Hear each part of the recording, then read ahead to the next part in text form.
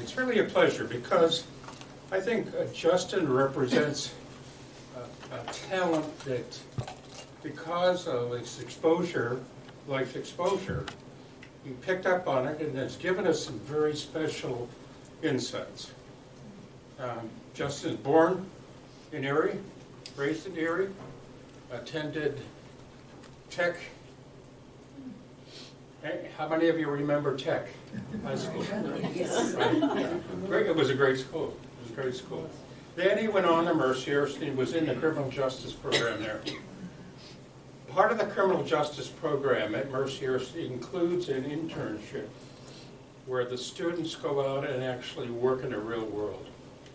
And in this particular case, Justin went with the Erie County and their investigative unit. And he had a chance there to get a feel for law enforcement, investigation, and he worked under a DA who was very interested in cold cases and solving cold cases. Yeah, he admits to me that he began to write in high school, but that exposure to criminal justice there and to investigations aroused an interest in him where he began to take a look at, historically, at Erie and crimes that had occurred in Erie. Very sad, but in 1945, all the records prior to 1945 in the Erie Police Department have been destroyed, were gone. So what he's had to do, basically, is rely on newspapers and other open source document. And that's the beauty of this, is that he has taken that information from these records and turned it into a product that you will enjoy and will educate you. 4 books now? Yeah. 4 books, and a fiction book that I discovered this morning on Amazon that he wrote. So it's my pleasure to introduce Justin Dombrowski. 17th century and well into the 18th centuries, involving especially the 1804 duel between Alexander Hamilton and Aaron Burr. However, this duel was not like that in the event that, of course, during Prohibition in Erie County in the 1920s, was pretty rampant, especially with gun crime. However, unfortunately, the moniker is always stuck with this case that it was a duel. Chances are, when you listen to all the evidence in that, you'll realize that's not the case, but the title, like I said, still sticks. So this crime itself occurred just after 10:30 p.m. on the night of January 29th, 1924. This occurred in the cluttered storefronts on Wall Street here by the railroad station. Now, at that time, there were a series of gunshots that pierced the air that night. It was cold. Erie was still experiencing winters, probably worse than what we're having now. Now, when the police arrived after there were several gunshots in the area, they arrived at a store owned by 30-year-old Antonio Savetta and found the store owner's body in the rear of his premises having been pumped full of bullets. He was lying in a pool of his own blood, and his killer was nowhere to be found. Now, at the time, Erie County detective, a man by the name of Leroy Search, also arrived on scene, and police began a cursory search of inside and outside of the premises.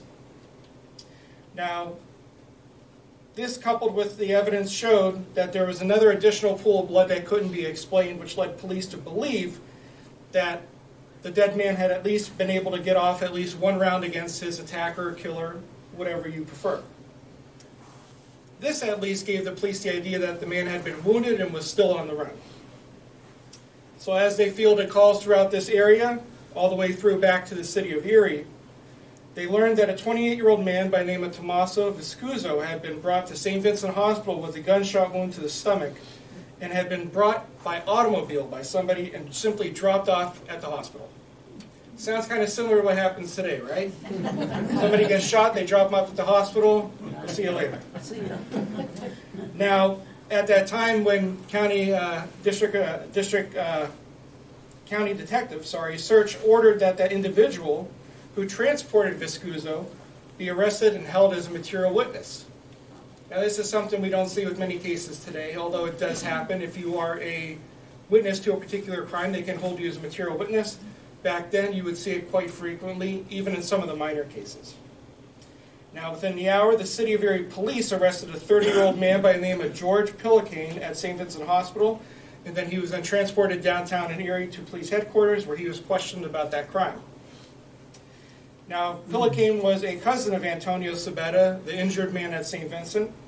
Told investigators he was inside the store here at Northeast the night that the crime occurred, and he reported that he was a witness to the events that transpired prior to the fatal shooting itself. Now that night, George Pillicane said that Tommaso Viscuso, who had been recently arrested on charges of receiving stolen goods, was inside Sabetta's store. Both Pillicane and Viscuso had been discussing that case and talking about witnesses to this crime with Mr. Sabetta when he entered and demanded money from Tommaso Viscuso. Now what happened next was an argument that ensued between the two Italians, and the argument carried outside to the rear of the store, where then George Pillicane said that he heard gunshots ring out. He went outside to investigate, and upon finding his cousin dead, found Viscuso wounded in the stomach. Pillicane stated that he then helped Viscuso into his automobile and transported him to St. Vincent Hospital. Now, at this time, police are starting to get a little bit more of a closer picture about how everything panned out. And what they learned was as Viscuso started to fire, Sabetta swung around and fired off one round before being pumped with 5 shots, mostly around the chest from Viscuso's gun. Mr. Sabetta dropped to the ground, having been killed instantly, with blood pouring out onto the ground, leaving the pool of blood that police found when they arrived. Now, the evidence also found that George Pillicane was not forthcoming with evidence. Again, we're not really a stranger to hearing that in the news either. Now, he was a peculiar character, especially to police, and it was revealed to reporters that he had received a letter recently from the infamous Black Hand Society. If you don't know who the Black Hand is, in the early 1900s, that was a criminal syndicate that was started by Sicilians here in America, where they would extort you for money and even up to death if you did not contribute to what they wanted. So Pillicane supposedly received a letter from the Black Hand demanding money, and had been in fear for his life, which is why he claims he was not forthcoming with evidence. Now, this was confirmed with when then Erie County Sheriff William Brown confirmed that Pillicane had previously been in his office the week before asking to be commissioned as a deputy sheriff to protect himself. The commission, of course, was ultimately refused. Now, Viscuso's body was removed to Hanley's Undertaking Parlor in Erie, which is currently, it would have been near off of Peach Street by the Griswold Park area by where the old post office is. An autopsy revealed that the bullets entered around the left nipple where the breast was, below the first rib on the right side.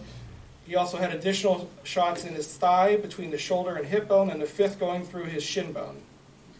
Now later that following morning, the Erie County coroner cautioned against calls and inquiries into an inquest, stating he would not announce a date for an inquest until there was a change in Viscuso's injuries that would warrant possible prosecution. Now remember, he's still at St. Vincent Hospital at that time, mortally wounded with a gunshot wound to the stomach. Now as the day dragged on to January 31st, 1924, the fact that the shooting appeared to be straightforward to police started to then be reported by the press. And they believe that they had not fully gotten to the bottom of the incident itself, that there was still something hidden, that there was still, people were still not forthcoming about what exactly happened.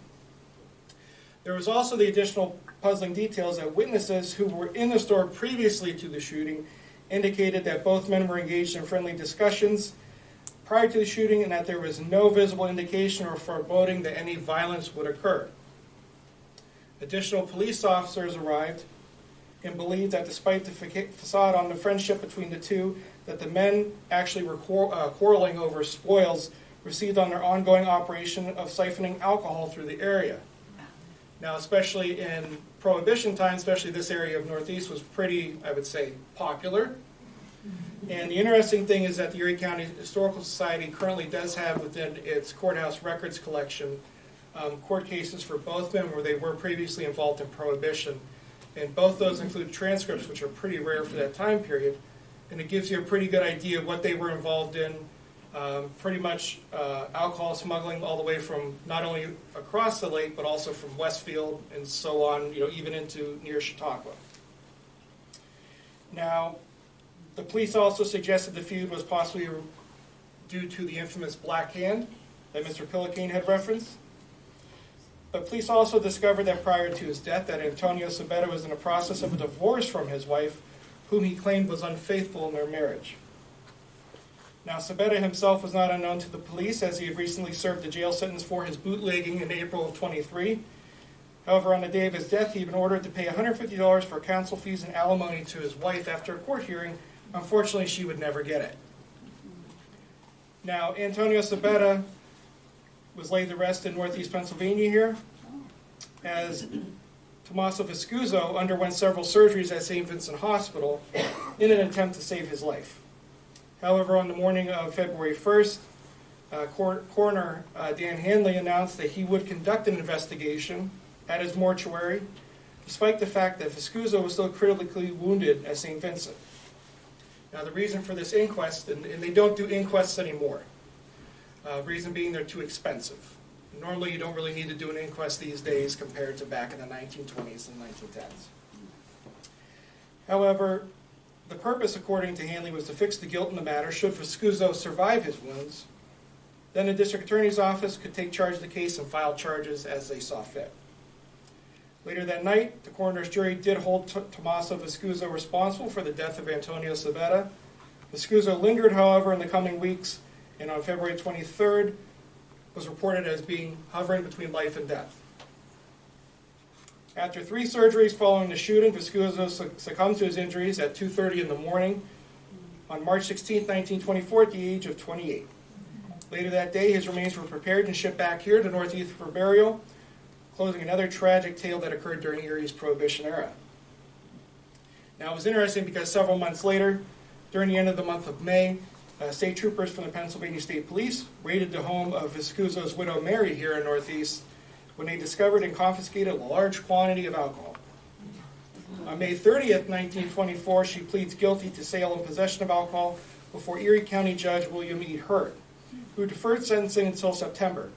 However, because of her situation and following the death of her recent husband, and because she was taking care of several children at the time, it was believed, if an additional investigation found that she was no longer engaging in the business of alcohol, the fine would either be light or dismissed, which ultimately it appears that it was dismissed. There's no real clear record about that. And it was interesting because when this story was posted online, actual great-great-grandchildren of Tommaso Viscuso actually reached out to me. And I was able to provide them with some information about the case, and it still kind of brings to the forefront about, even though that these crimes happened over 100 years ago, there's still a little bit of personal relevance, I would say, in today's time. So, of course, Wall Street still stands, of course. Those buildings are mostly the same ones that would have been there in the 1920s. However, it does bring to a tragic end as what is referred to, at least according to the newspapers, as the tragic duel in Northeast. More people will be familiar with. If you've ever traveled on West Main Street here, by the Rite Aid, there is a marker that is dedicated to the 1929 murder of the state policeman, Russell Swanson. Now, this was interesting because back then, the story begins on the afternoon of Friday, April 19th, 1929, on West Main Road. It actually begins, I would say, west of here, whereas Cemetery Road is here in Northeast. Back then, especially on that day, the state police were holding designated roadblocks between Cemetery Road and then Mill Road here in Northeast. They had state troopers cordoned that were checking eastbound traffic and westbound traffic, where they would verify automobile brakes, registration, and licenses. Now, if a state trooper found that somebody was in violation, they were escorted here into town to the local justice of the peace, fined, and then discharged and on their way. Now, one of the state troopers that was involved was the gentleman you saw in the photograph before. His name is Russell Swanson. He was described as being tall and lanky and bore a striking resemblance to Charles Lindbergh. Now, he was a native of Mount Jewett, and the young trooper was unmarried, had been stationed out of the Lawrence Park Barracks for about roughly a year. and was widely regarded by his fellow state troopers as being a commendable individual. Now, assisting him with the vehicle searches between Cemetery Road and Mill Street are two other state troopers, Peter Carlson and Oscar Sampson. Now, Swanson at the time returned to Cemetery Road after escorting a couple before the local justice of the peace prior for having defective brakes. Now, when they were before the justice of the peace, the pair were fined $10 in costs, and the woman, strangely, actually looked at Trooper Swanson and said, "I will pay the fine, but I put a curse on you," as she performed a peculiar sign above his head. Of course, being a state trooper at the time, he was probably like, this woman's just out of her mind. Not thinking that in a strange twist of fate, that few knew how true that curse would be. Now, within 20-25 minutes of arriving back near the Cemetery Road area, as Trooper Swanson is stopping eastbound traffic into Northeast, he stops a maroon-colored Cadillac. There are 3 men inside, and the driver is asked for his registration and license. Now, the driver of the vehicle informs Swanson that he doesn't have registration, and that his home state of Minnesota, you don't need a registration. Now, Trooper Swanson's not an idiot. He knows there's something up. And after a little bit of a discussion with the men, he informs them that they're under arrest, that they need to travel into Northeast. He will follow them and go to the local justice of the peace. And he would escort them, he said, by following on his motorcycle. Now, the men do that. Swanson follows them coming eastbound into town here. And as they are just passing in front of the old Hudson Essex garage on the corner of Main Street and Mill Street, witnesses later reported the rear window of the maroon-colored vehicle opened, and one of the men leaned out and fired a shot at Trooper Swanson, who was on his motorcycle. He was instantly struck in the head and fell from his motorcycle instantly to the ground. Now, this is a little bit more strange is that the vehicle suddenly stopped, and one of the men from inside exited the vehicle, as his 2 accomplices from inside were shouting at him to get away, before they finally sped away, leaving him behind. Now, at this time, back in 1929, the chief of police, Lewis Wilkinson, who was in the area after he had heard gunshots, raced to the scene. At that time, the man who had stepped out of the vehicle before it fled sought security under a tree. And what happened was police were coming from all over. You also had a state trooper that was there checking westbound traffic right by Mill Street there. So as this man who was part of that vehicle, that maroon-colored vehicle, saw the police coming, he takes a pistol out, shoots himself twice in the face. Now, he's still alive. He decides to aim his gun at the police. Now, he is then disarmed and then taken into custody and removed from the scene. Let me call you back. Now, Russell Swanson, who was shot and dropped from his motorcycle, is actually still breathing. He was removed from the scene by police to a local doctor. However, he died 15 minutes later, and it was later determined that a wound that the bullet had entered under his left eye, directly entering his brain. So there is likely no chance that he would have survived that. So there was 2 women standing on the north side of Main Street who witnessed this accident at this intersection. A woman by the name of Margaret Wells and Amelia Wells. Neither are related. They witnessed the gunshot from the rear window of the maroon-colored vehicle, and another witness who was inside the Hudson Essex garage had heard the gunshots and stepped out to see what happened. By then, a posse of policemen had been formed to search for 2 remaining fugitives, and by that time, the Lincoln sedan had been abandoned on Wall Street. Seems that street doesn't have a really good reputation, right?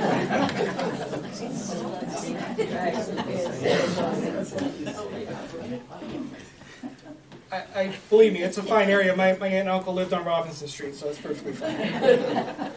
Now, 2 little girls who were in the area came across a black sedan full of police officers who had said, "Hey, have you seen 2 men who were speeding away from here?" And they said, "Yeah." That they had witnessed 2 men previously asking for directions near the riverbank. Now, at that point, that gave the police a clue, and they eventually located the 2 men located on Loomis Street walking towards the New York Central Railroad tracks. And after the belief that these men would try to hop on a train out of Northeast, they captured the 2 remaining men who identified themselves as Samuel Bard and Joseph Invey, both of Minneapolis. Now, a search of the abandoned vehicle on nearby Wall Street revealed 3 boxes of .45 caliber shells, nearly 200 shells. Why you would need that much, who knows? And a length of a rubber hose, probably most likely for siphoning gas, some other kind of illicit criminal activity. Now, on the way back into Northeast, Samuel Bard, one of the 3 men, confessed to a sergeant that he shot Trooper Swanson, and that the men had stolen the sedan in Minneapolis the previous Tuesday and were on their way to Niagara Falls. Now, when told of the nearly 200 rounds found in the abandoned vehicle, both men refused to talk any further. In Northeast, news of the trooper's murder spread like wildfire. The old jail that was on Vine Street was barricaded with townspeople. And when the captured men arrived, police had to form a cordon as they entered the small jail. Now, the Erie Daily Times writes that the streets were crowded with people who came from all sections. It was the most exciting time since the last grape carnival. Now, common sense tells you if you write that today, you're going to probably be in a little trouble. You would want to use a little bit different terms.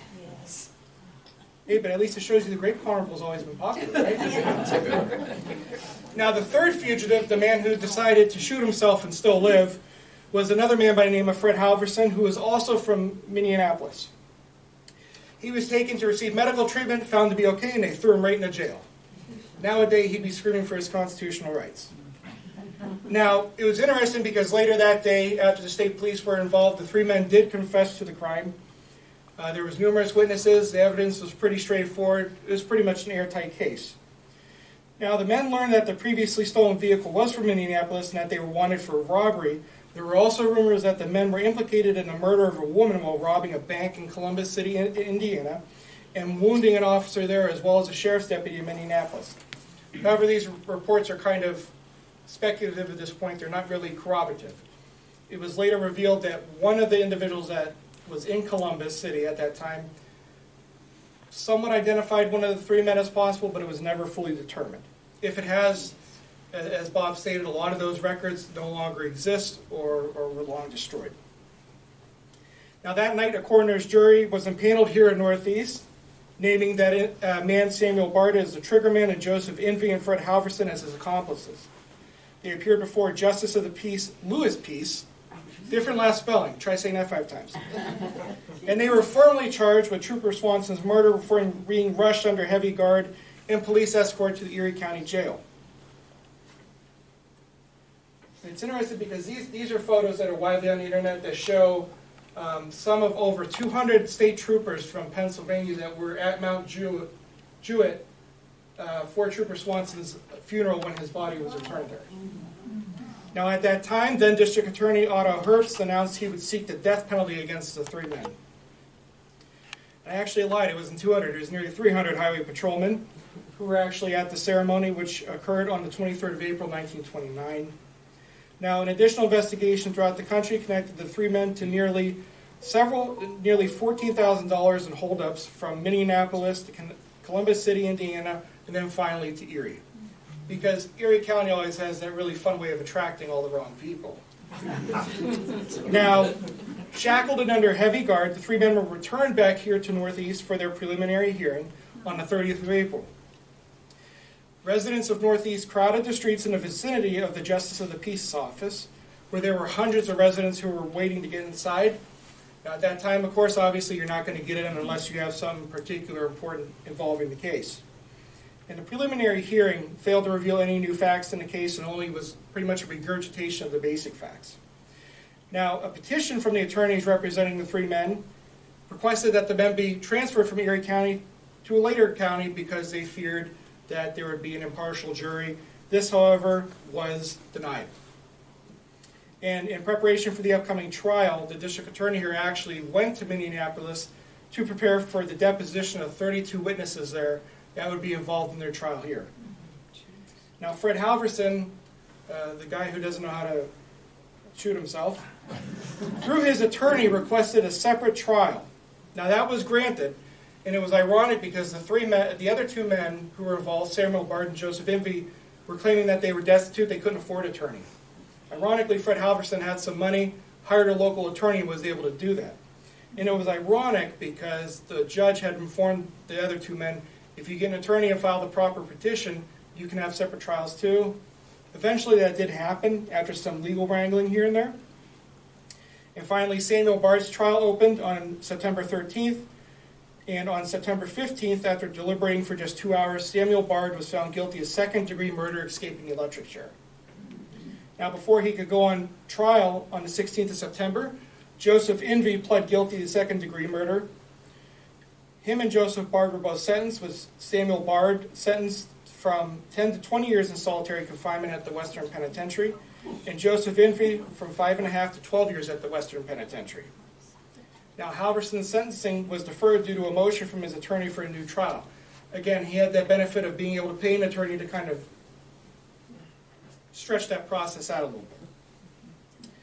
Now, after his trial was delayed, Fred Halverson was sentenced on February 13th, 1930 to spend from 4 to 2 years, or 4 years and 2 months, to 10 years in the Western Penitentiary, accompanied by a fine of $100 in court costs.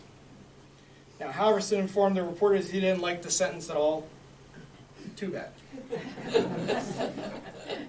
And the reason was the other two men, you'll see here on the left, you have Fred Halverson, you have Joseph Envy, who is the driver of the vehicle, and then you have Samuel Bard right here, who is the purported triggerman. These two men claimed that he was the one that killed the state trooper. They were just accomplices, so they should get a lesser record. Of course, that didn't sit well with the locals here who disagreed. Now, on September 12, 1931, as I said, a stone marker which was erected there the previous June was dedicated to Trooper Swanson here in Northeast. Tried to get a picture of it, for some reason it wouldn't come out right. But it's right by the Burger King. You'll see it. It's kind of unfortunate. You will almost miss it if you don't look hard enough. It's right by the curb of the road there. Now, what happened is there was a ceremony that consisted of 50 uniformed patrolmen from throughout the state of Pennsylvania, as well as members of the local Boy Scout Council of Erie. Trooper Swanson's parents were also in attendance. Now, Fred Halverson was paroled on April 13, 1934, after he served only 4 years and 2 months. And there were plans from Minneapolis to take him into custody because as one of these three individuals, he still had charges there. However, when he walked out of the Western State Penitentiary, there was no police and he walked a free man. What happened was it turned out that the police improperly failed to execute the proper detainer to keep him into custody. It was read, I believe, later on that he was picked up and he did serve a minimal sentence there. Now, on March 16, 1935, Joseph Envy, the man in the middle, was paroled from Western State Penitentiary. He only served 5 years and 6 months. After numerous requests for parole were denied and having served nearly 10 years of his sentence, Samuel Bard was paroled from the Western State Penitentiary in September 1939. Now, at that time, authorities in Minnesota still had a detainer against him for the automobile theft there, and he was picked up by police and did end up serving a sentence there.